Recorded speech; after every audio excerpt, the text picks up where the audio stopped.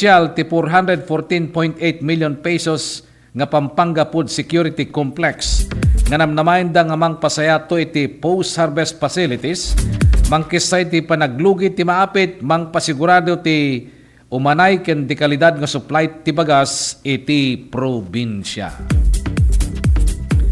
Dimipensa ni House Majority Leader Ferdinand Sandro Marcos kadagiti komento ti inaramid na nga singasing nga linteg wenno bill no work no pay policy.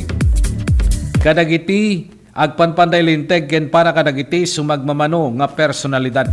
Sigon kini Marcos tilang panggep na daytoy ket mangingato ti kalidad ti trabaho ti House of Representative. Inay na pay nga ti singasing ket isu ti solusyon para tinabayag nga problema iti agpanpanday linteg nga saan nga sumsumrek wenno saan nga agpakpakita ti plenary ken dumapay nga legislative work. Ni Marcos tinangidaulo iti singasing nga House Bill 7432 wenno no work no pay for members of Congress Act. Gandat na daytoy iti sweldo nga malala dagiti agpanpanday linteg ket nakadepende ti attendance ken partisipasyon dagitoy iti plenary session, committee hearing ken dumapay nga legislative duties. Sabali pay nga damag na ilyan, dito'y pala ang tirad pas damdamag agsapa. Nasurok nga 7,000 nga rebelde, nagaputi na dumaduma nga grupo ket nag-apply dagitoy para ti amnesty, idi Enero, sigon ti National Amnesty Commission, itay lang nabit. Sigon tinak kaduan nga aplikasyon ket agaputi grupo dagiti komunista.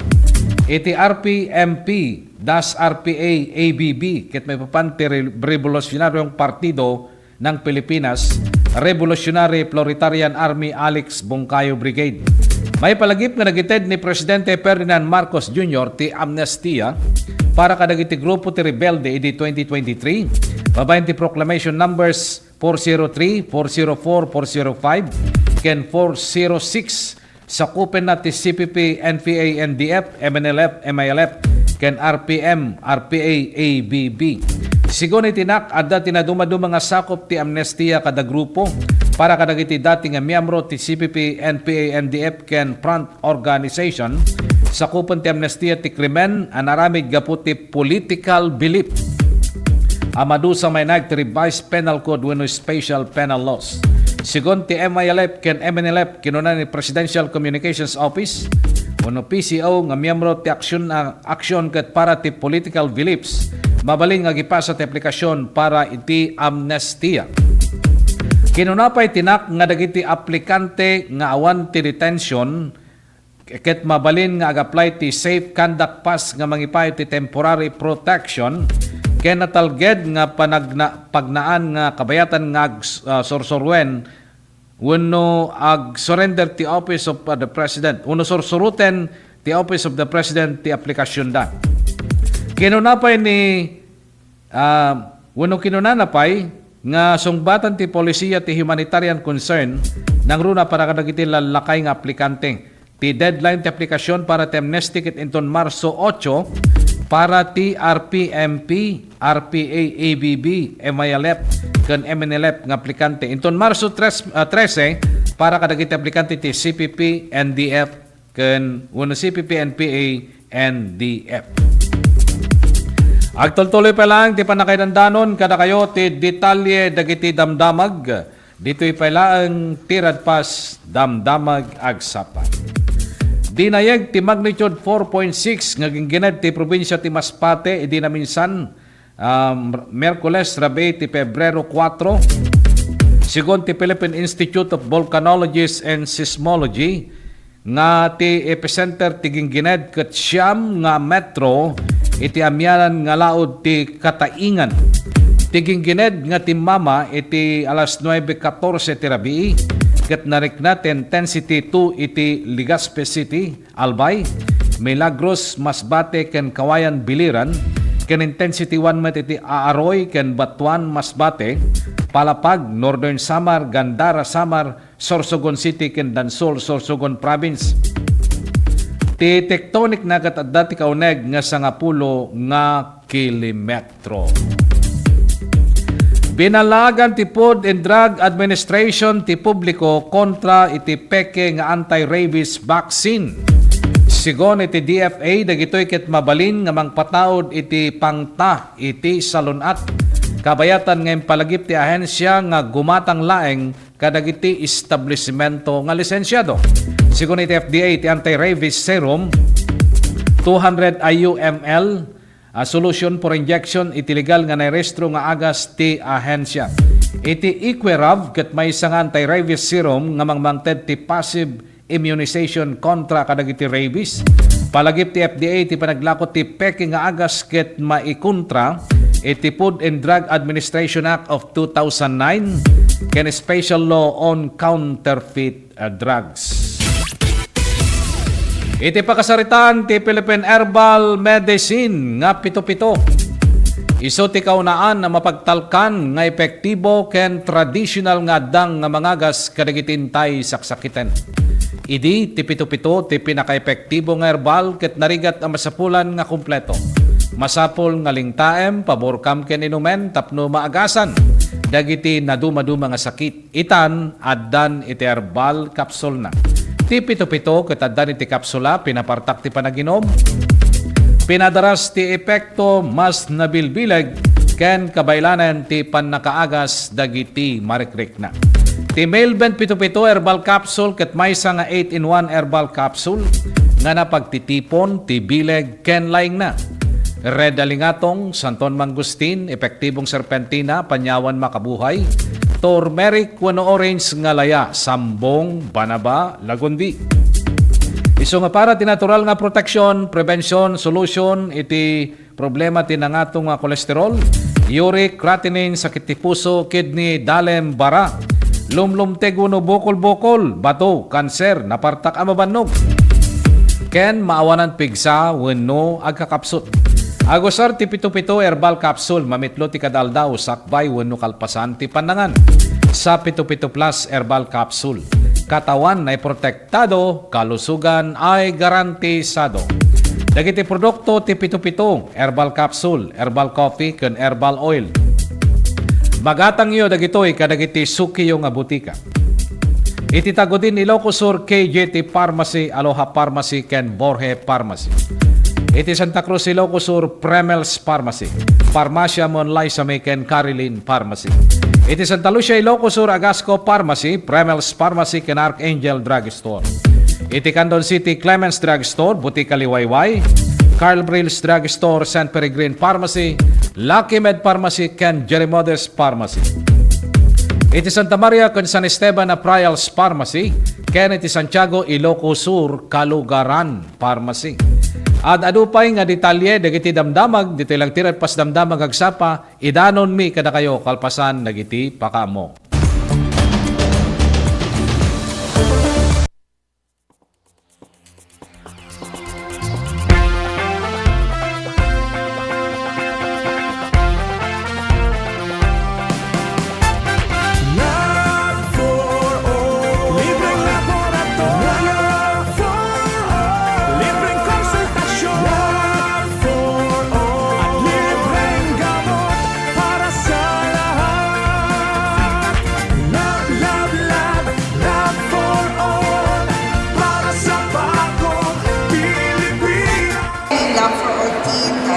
Nag-asawa ko to bring medical services closer to the people.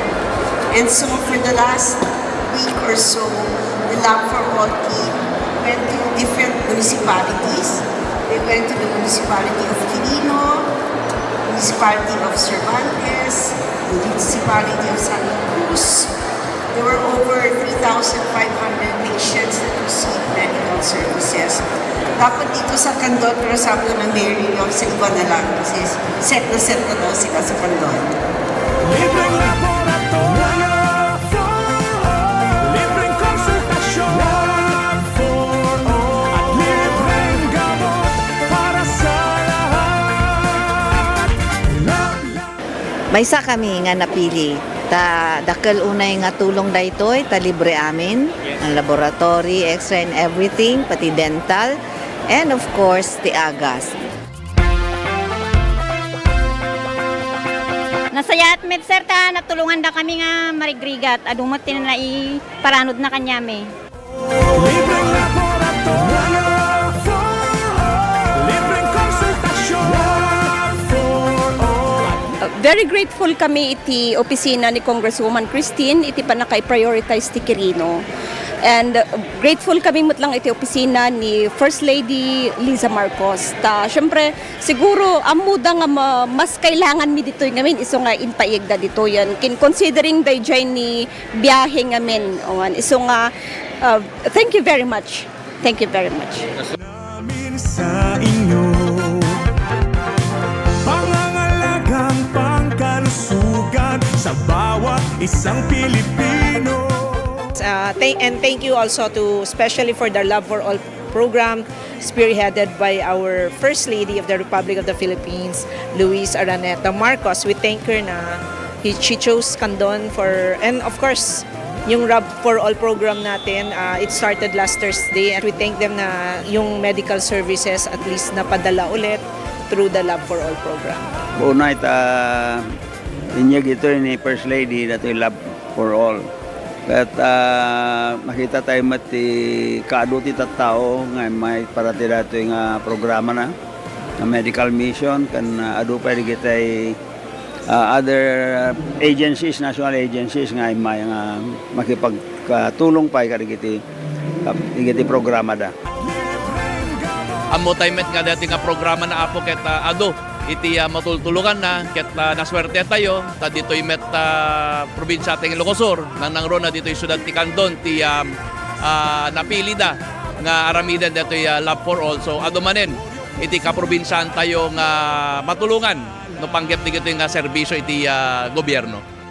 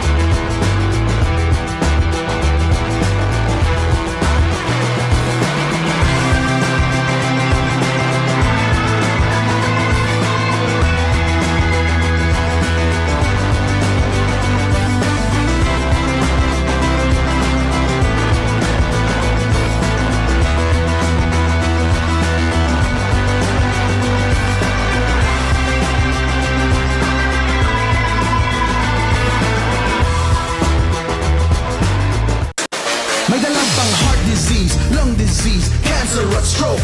Kaya mag-quit ka na, kaya mo yan. Huwag nang mag-smoke. Hindi kulang sirang ngipin at mabahong hininga. Alam mo kung anong cool? Kapag may peace or free lifestyle ka. Stay fresh, stay healthy. Kahit kailan hindi ko lang pag-ibig. The best, kapag healthy.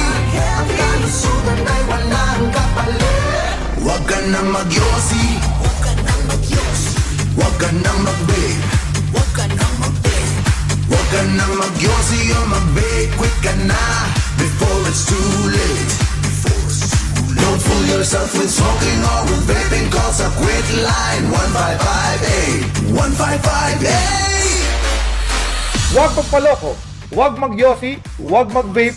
Siguraduhin healthy ang inyong pamilya dahil bawat buhay mahalaga.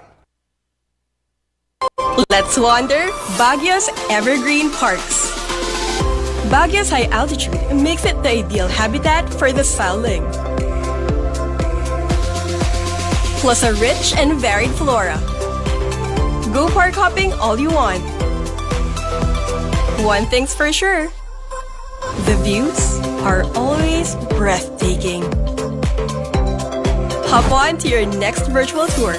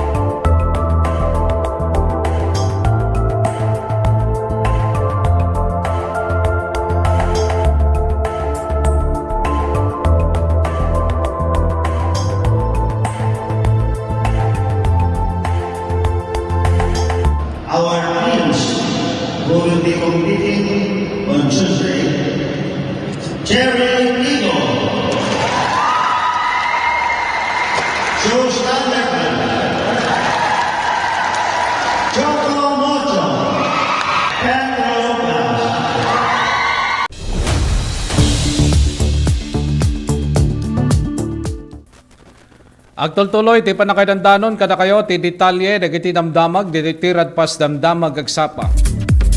Itinete agundaway, alawatin tayo, ti may isang live report, manipod tirwar. Partner Ronald, naimbag nga bigat mo, partner, go ahead. Thank you very much, partner Jerry. Natiman partner, pan nakapasamak iti panagaresto, iti may sa wanted at tawag aro palas Jess, iti bigat iti Kalman, sa di barangay Bungro Magsinggal.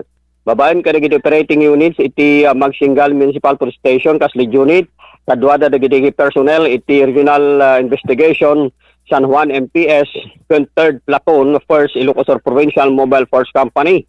Si akusado isang 26 anyos babae awanan nasawa at taga barangay Labot Magsinggal Ilocos Sur. Nadagat na aresto babaen iti bilag ti bench warrant of arrest may gapo iti kaso nga grave oral defamation na imaldit under criminal case numbers 3695 ano sa dino na i-recomendan ti korte nga agpiansa ti akusado iti 18,000 18,000 pesos. Ti akusado kataday tatan ti custody ti Magsinggal Police Station. Kabayatan nat sa bali pa damag dahito napasama ka disgrasya agaro palas 11:33 ti bigat idi matlang Kalman sa jay Quirino Boulevard, Barangay Tamag, Bigan City, Ilocos Sur. Nakairamanan to iti maysa lalaki, 27 anyos, baro, driver, at taga Barangay Agay, Bantay, Ilocos Sur. Agimot ti lisensya ng agmaneho. Ken dito ikat nangi maneho iti Toyota Hiace. Dito marka ng ambulance. Ken dito ikat iti government plate number na nga SAA 7920 nakarehistro iti City Government of Bigan. Kan iti pedestrian, may isang lalaki magmagna, 18 anyos, baro estudyante, tubo ti Sector 6, Alsate, Bangar, La Union, nga magdamang agnanayin iti Barangay Tamag, Bigan City, Ilocos Sur. Basar iti pakaunang investigasyon naman, nga ti ambulansya, dato'y iti medyo napaspas iti panakapataray na, nga dato'y kat mangi transport, wanang mangi bibiyahe iti may isang pasyente gapo iti emergency nga daytoy ket madama iti panag-saysay na unod gunoni di sirena na ken iti blinker iti ambulansya nga daytoy ket agpapaabagatan. Idi ta diti pedestrian daytoy ket bigla nga bimangir wano bumangir iti kalsada manipod laod nga agpadaya iti nakaigapanan iti pan nakadong parken kuan at ambulansya nagresulta ti pedestrian nagsagrap iti sugat tinaduma-duma pasot ti bagina daytoy tinaitaray sadya Gabriela Silang General Hospital. Babaen kadagiti nagresponde akamong ti Bigan emergency team kabayatan nga ti driver kan pasahero iti ambulansya ket saan nga nanano ti behikulo ket nadadaulan ti di pay modegatad para ti pan nakatarimana. Ganiti sa bali pa damag daytoy napasama ka disgrasya partner agarop alas 4:30 iti malam idi Kalman sa National Highway ti Barangay Maynganay Sur, Santa Maria, Ilocos Sur. Nakairamanan to iti maysa babae awanan nasawa 36 anyos ag tagibalay agi adat ti helmet nati data gundaway agi mo ti lisensya ng agmaneho at taga Barangay Pakiling, Bukay Abra. Nangimaneho dito ti Mio Sporty motorsiklo nga dan plate number MJ5596.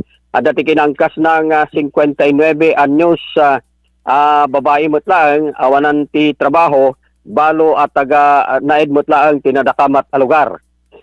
Nairaman pa dito iti maysa lalaki 63 anyos na sawaan agimot ti lisensya ng agmaneho at taga Barangay Lingsat, Santa Maria, Ilocos Sur. Nangimaneho mo dito ti utility vehicle dump truck nga dan plate number RGM518. Basar ti report ti PNP ti motorsiklo ket mapatpataray ding agpapabagatan ti National Highway. Idi iti mat dump truck daytoy ket aday ti Barangay Road nga agpalaod sumrek ti National Highway. Idi ta makadanon ti nakmasamakan ti disgrasya dita nga agsikong agpakanigid ti dump truck nga daytoy ket agturong ti bagatan ngam kabayatan ti panagturturong na dita nga iti dump truck at maipagarop nga na okuparan na iti linya datoy kabayatan nga agpapabagatan datoy nga ison tinakadungparan ken kuana iti likudan ti dump truck datoy dagiti nakamotorsiklo nagresulta ti backrider ken iti driver iti motorsiklo dagitoy tinadisgrasya ken nagsagrap da iti sugat ken garonyad ti bagbagida dagitoy tinaitaray sa Ilocos District Hospital tinarbakan babaen kadagiti nagresponde akamang TMD RRMC para iti pan nakapaagas da kabayatan na nga ti driver iti dump truck ket saan anaan ano no pay kasa dagiti dua bikulo ket nadadawelan da hindi pa mo digatad para ti pan nakatarimaan dagitoy para dinamdamag agsapa Ronald Okoy ayonon Iradpas News. Thank you, partner Ronald. Kadagita nagdudumang damdamag. Kabayatan na, tiniti kundaway, amuan tayo manen, ti sasadin ti panawen, manipod iti pag-asa. Magandang umaga, Pilipinas. Narito ang update kay Basyang. Napanatili po nito ang lakas ng hangin. Nasa tropical storm category pa rin ito. Taglay ang 65 kilometers per hour near the center na maximum sustained winds at gustiness na 90 kilometers per hour. At kasalukuyan ay nakita or at 4 a.m. nakita po ang kanyang sentro sa vicinity ng Habonga, Agusan del Norte. Pero sa mga oras na ito, malaki ang posibilidad na tinatraverse na po nito ang karagatan papuntang Bohol Sea. At makikita nga po natin halos tutok po yung kaulapan sa malaking bahagi ng Visayas at malaking bahagi ng Mindanao sa ngayon. So nakakaranas po doon at kasalukuyang nananalasa ito sa halos buong Kabisayaan at malaking bahagi ng Mindanao. Sa ngayon ay ang kanyang movement west-northwestward at 25 kilometers per hour. So sa track na ipinalabas po nga natin, nasahan po natin na generally west-northwestward pa rin ang kanyang movement sa mga susunod na oras at simula ngayong umaga hanggang sa mamayang hapon, babaybayin po nito ang central at western Visayas. Pero kung makikita nga natin, yung diametro ng bagyo ay halos apektado po malaking bahagi ng Visayas at especially the northern portion ng Mindanao. So ito po yung nakikita nating projection niya after emerging dito sa Solusi, pwede po na maging tropical depression na lamang siya. So by this time, hanggang mamayang hapon o mamayang gabi, mapapanatili niya ang kanyang tropical storm category. Likely na mapanatili. At unti-unting hihina, by the time na dumating po ito sa Solusi ay tropical depression. And then upon traversing yung northern Palawan, posible pang lalo pa itong humina at pwede pong maging LPA pagdating sa West Philippine Sea. Gayunpaman, taglay pa rin ito ang malakas na hangin, so may pabugso ng hangin at matitindi, malakas hanggang sa matitinding pagbuhos ng ulan. Kaya sa ngayon, hindi pa rin po pwedeng maging ang kampante. We're hoping by this time nasa safe at ligtas na mga lugar po ang ating mga kababayan, lalong-lalo na sa malaking bahagi ng Visayas at Mindanao. Kaugnay dyan, signal number 2 nakataas pa rin ngayon sa southern portion ng Leyte, southern portion ng southern Leyte, Bohol, central and southern portions ng Cebu, Siquijor, Negros Oriental, southern portion ng Negros Occidental, Tinagat Island, Surigao del Norte. At signal number 2 din sa northern portion ng Surigao del Sur, Agusan del Norte, northern portion ng Agusan del Sur, sa Camiguin, Misamis Oriental, northern portion ng Bukidnon, eastern portion ng Misamis Occidental. So ito po yung mga lugar kung saan may yellow shade. Ibig sabihin sila po yung direktang dadaanan ho ng sentro at halos eyewall nitong bagyo. So medyo sila po yung maximum impact na makakaranas ng maximum impact.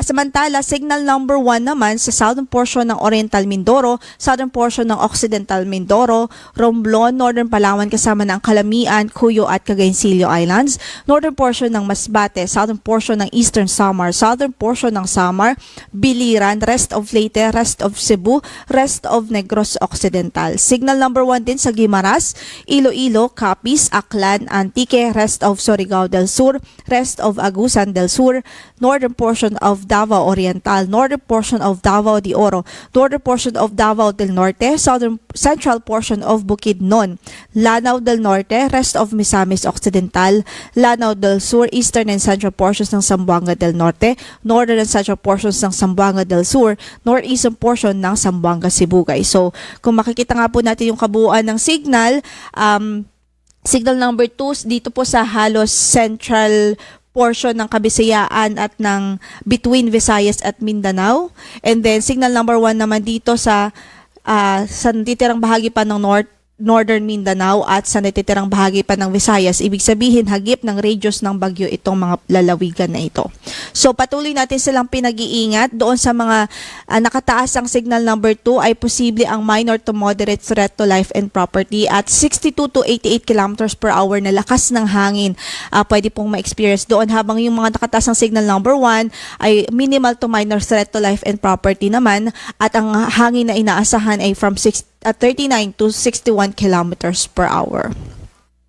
At ngayon, dahil matitinding pag-ulan, malakas hanggang sa matinding pagbuhos ang ulan ang inaasahan natin, hindi lang yung lakas ng hangin yung ating kalaban dito, kundi yung mga pagbuhos ng ulan. So dahil dyan, meron tayong weather advisory at more than 200 millimeters of rainfall ay pwede pong maranasan dito sa Dinagat Island, Surigao del Norte, Agusan del Norte, Camiguin, Misamis Oriental, Bohol, Cebu, Negros Oriental, maging sa Siquijor. Kung mapapansin nyo, ito po yung mga lugar ngayon kung saan malapit ang sentro ng bagyo at yung kanyang eye wall. Samantala, 100 to 200 millimeters of rainfall naman sa Southern Leyte, sa Leyte, Antique, Iloilo, Guimaras, Negros Occidental, Zamboanga del Norte, Misamis Occidental, Lanao del Norte, Lanao del Sur, Bukidnon, Agusan del Sur, Surigao del Sur, Davao de Oro, Davao del Norte at Davao Oriental. Samantala, 50 to 100 millimeters of rainfall naman sa Eastern Samar, Biliran, Aklan, Capiz, Zamboanga Sibugay, Zamboanga del Sur, Maguindanao del Norte, Cotabato at maging sa Davao del Sur. So malaking bahagi ng Visayas at Mindanao ay nakakaranas po sa ngayon ng malalakas na pag-ulan. Malakas hanggang sa matinding pagbuhos ho ng ulan. At yun nga po, ang kalaban din po natin dyan is yung mga pagbaha talaga. Lalong-lalo na sa mga flood-prone areas, sa mga low-lying areas at sa mga lugar kung saan ay malalapit po sa ilog.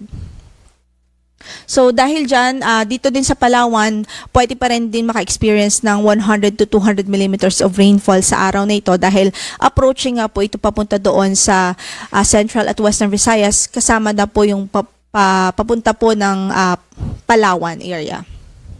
Samantala at bukas naman, pwede pa rin ang 50 to 100 millimeters of rainfall sa Palawan dahil pa rin po yan sa bagyong Sibasyang.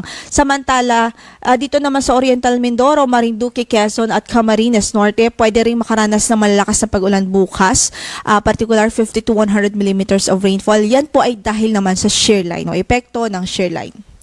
By Sunday, possible pa rin ang 50 to 100 millimeters of rainfall sa Isabela, Aurora, Quezon, Camarines Norte at maging sa Oriental Mindoro dahil po yan sa epekto ng shear line. So sa ating mga kababayan doon, patuloy natin silang pinaghahanda at mag-ingat po sa mga malalakas o sa impact na dulot po nitong malalakas na pag-ulan. Samantala yung gale warning natin ngayon nakataas pa rin dito sa eastern section ng Visayas, sa Caraga region at dito sa northern portion ng Mindanao at sa mga baybaying dagat ng Bohol, baybaying dagat o southern portion ng Cebu at southern portion ng Negros Oriental. So sa mga lugar na yan, maliban sa signal, although may signal na po sila, may nakataas na tayong tropical cyclone wind signal, maliban po dyan ay may gale warning pa tayo. So ibig sabihin, hanggat maaari hindi po talaga pinapayagan na pumalaot dyan ang maliliit na sasakyang pandagat dahil maalon at delikado, maalon hanggang sa napakaalon at delikado ang kondisyon ng karagatan doon. Ang storm surge warning po natin ngayon ay meron pa rin ho tayo dito sa may Aklan, Antique, Bohol, Capiz, Agusan del Norte, Cebu, Camiguin, Davao Oriental at sa Misamis Occidental, Misamis Oriental, Iloilo, Negros Occidental, Negros Oriental at Lanao del Norte maging sa Dinagat Islands. Pero take note po dito sa eastern section ho ng Caraga region at eastern section ng Davao region, posible po papawala na po yung ating storm surge niyan o sa mga susunod na oras dahil ang sentro ng bagyo ngayon ay andito na ho. So, ibig sabihin, less na po yung ating pag-aalala dito sa storm surge dito sa silang bahagi ng Caraga at Davao region. But still, meron pa rin tayong storm surge warning dito din po sa Leyte, Southern Leyte, Occidental Mindoro, Oriental Mindoro, Palawan, Romblon, Surigao del Norte, Surigao del Sur, Siquijor at Guimaras dahil approaching pa lang doon ang bagyo. So, ibig sabihin, sa storm surge warning na yan, 1 to 2 meters ang posible po na ma-experience sa mga coastal areas. Kaya hanggat maaari, yung mga kababayan natin na malalapit sa coastal areas ay pinapalayo po natin o pinapaalis po natin, lalong-lalo na po sa very vulnerable at exposed. So yan mo ang latest mula dito sa Pag-asa para po sa mga real-time na updates ng rainfall at flood warnings and advisories. Bisitahin po natin itong website nito, panahon.gov.ph. Pwede nyo rin pong scan itong QR code para po i-direct po kayo doon sa website para po magkaroon tayo ng real-time updates, especially sa flood and rainfall advisories and warnings. Yan ang latest mula sa Pag-asa. Ito po si Lori de la Cruz Galicia. Ingat po mga kababayan. Okay, si Rejay latest, manipo diti Pag-asa, at adupay nga detalye, dagiti damdamag dito tirad pas damdamag agsapa, idanon mi kada kayo kalpasan, dagiti pakamo.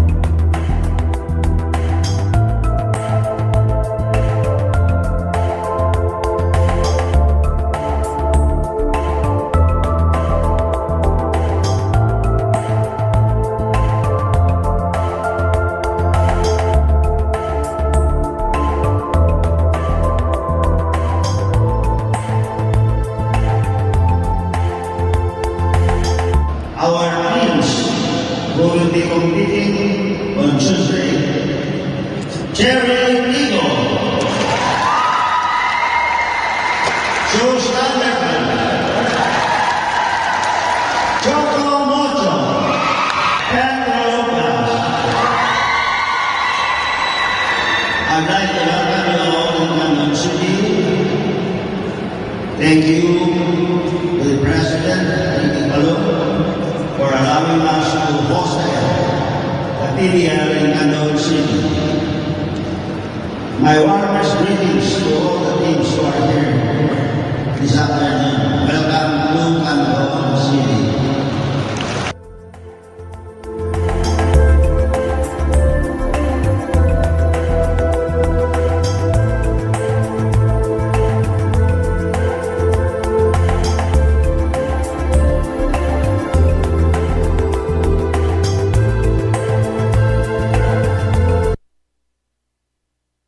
Let's wander Pampanga's culinary scene. Known as the country's culinary capital, Pampanga is a regular stopover for foodies, where culture and cuisine combine into the unique fusion of flavors of vibrant Kapampangan dishes. You can fill up on the colors alone. There's so much to sample, especially when you're in a foodie hotspot like Pampanga. Find more Filipino flavors in your next virtual tour.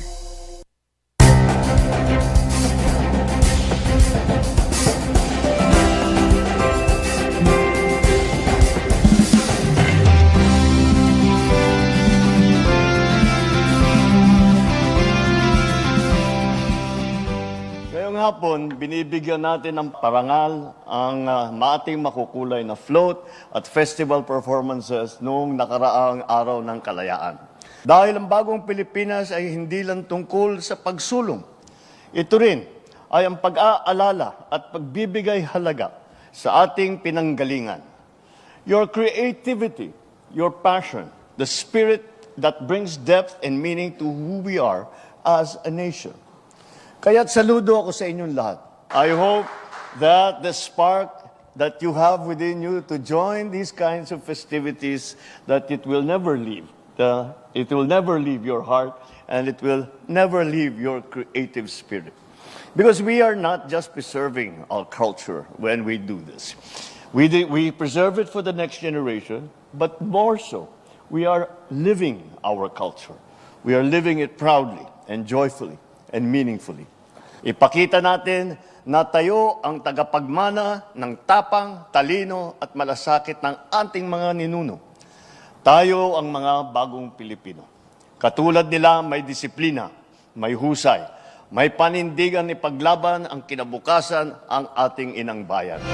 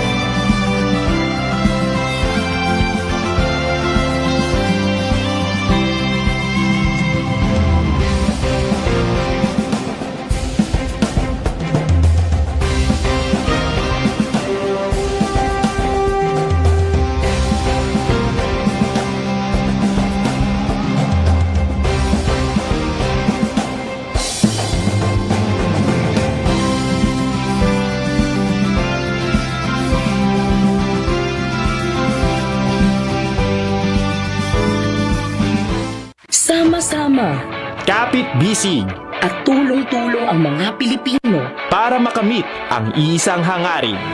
Pilipinas na ligtas at malakas. Humanda ng makilahok sa mas pinatibay na kampanya kontra COVID-19. Sa booster, edukasyon ng susunod na henerasyon, Pinas Lakas. Trabaho at hanap buhay, Pinas Lakas. Kalusugan, Pinas Lakas. Lahat ng komunidad mula Luzon, Visayas hanggang Mindanao, lalong Pinas Lakas pa. Huwag nang magpahuli, sama-sama tayong babangon muli. Magpa-booster na para sa Pilipinas na ligtas at malakas. Sabay-sabay sa booster, Pinas Lakas.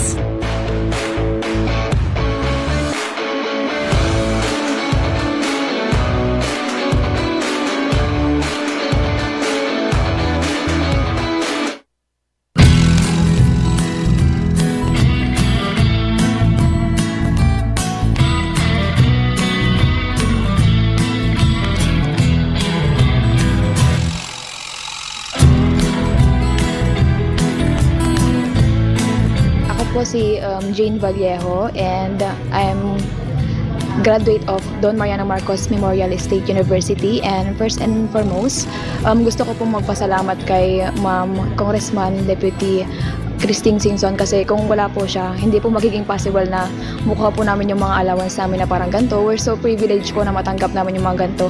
Kasi yung ibang students po, hindi po sila nakakuha ng ganitong kalaki na every semester nakakuha. Yung iba po kasi 5,000 one time lang po yung nila, financial assistance. Tapos kami po, every semester we're so lucky po. Tanga bigat isumuti pangalam anti dagiti scholars. So yearly, year in, year out, malala da dati allowance nga gaputi CHED because they were granted a scholarship. So congratulations to these 66 students nga amok nga to get a CHED scholarship, ko they're like one of the top students dito yung district tayo for them to get the Tulong Dunong, to be part of Tulong Dunong program of CHED. So congratulations man kada kayo.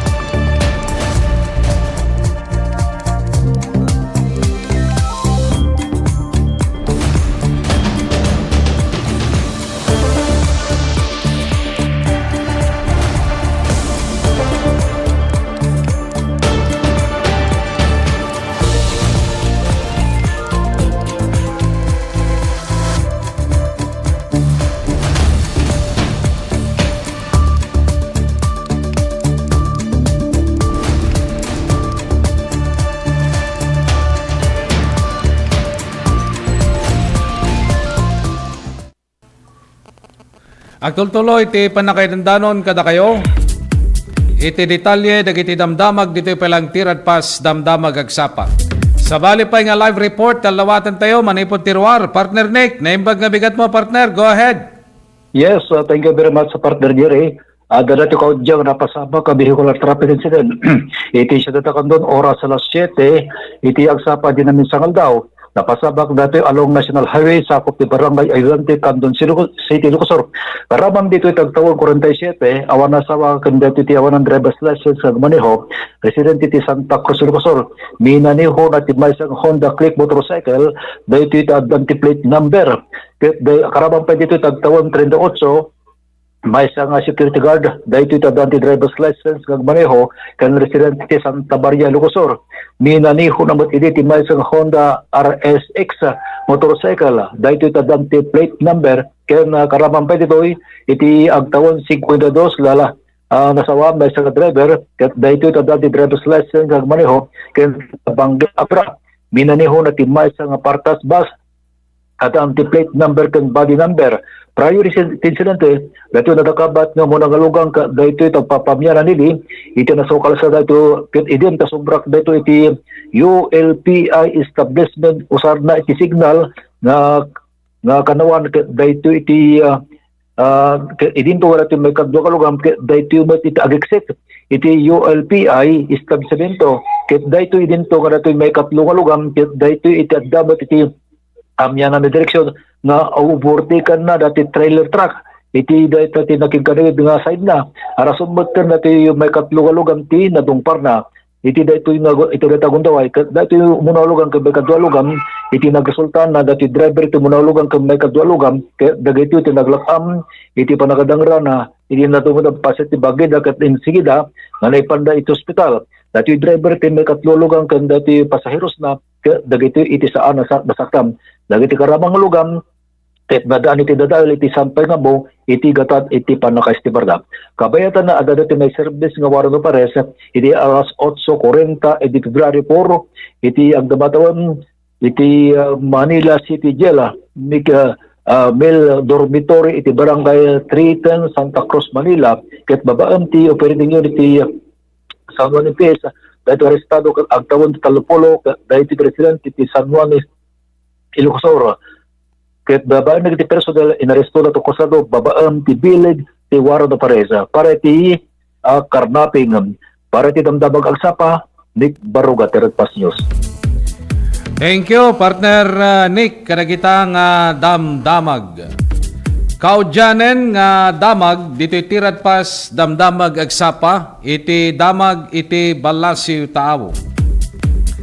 Kinumpirmar ti Department of Migrant Workers wenno DMW nga naibalo den ti Saudi national driver nga nakadungpar iti tallo nga Filipino nurses iti Tabuk City, Saudi Arabia. Sigon ti DMW, pinadas ti driver ti tumaray ngem naabutan isuna dagiti dadduma a motorista. Nagpatulod ti migrant workers office ti Jeddah ti team iti Tabuk tapno asisteran dagiti biktima iti ospital kadagiti pulis ken ti employer. Dagiti biktima nga Pinoy nurses ket agtrab-trabaho ti maysa nga dakkel nga klinika ti Tabuk City. Maysa kadagiti biktima tinatay wenno pimusay bayat dagiti duwa ket nakaro ti sugat da. Nabigbig nga napartak unay ti panagpataray ti driver idi na dungpar na dagiti Pinoy nurses bayat nga agtartarayda nga lumabas iti kalsada manipod iti maysa nga mall. Iti verse of the day tayo, iti daytoy nga agsapa, naadaw daytoy iti Proverbs 3, 5, and 6.